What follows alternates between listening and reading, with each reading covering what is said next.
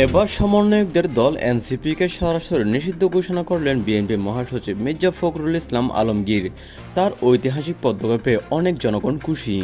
বাংলাদেশ জাতীয়তাবাদী দলের বিএনপির মহাসচিব মির্জা ফখরুল ইসলাম আলমগীর আজ একটি ঐতিহাসিক সরাসরি ঘোষণা দিয়ে দেশের রাজনৈতিক অঙ্গনে ব্যাপক আলোড়ন সৃষ্টি করেছেন। তিনি স্পষ্ট ভাষায় বলেছেন, সমন্বয়কদের দল অর্থাৎ জাতীয় নাগরিক পার্টি এনসিপিকে সরাসরি নিষিদ্ধ ঘোষণা করা হলো।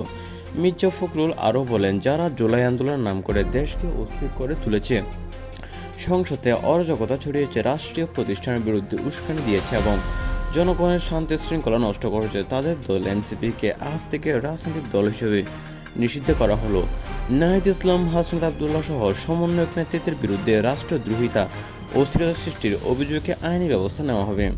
তার এই ঘোষণার পর বিএনপি নেতাকর্মীদের মধ্যে উল্লাস দেখা গেলেও সাধারণ জনগণের একাংশ ক্ষুদ্র প্রতিক্রিয়া ব্যক্ত করেছেন।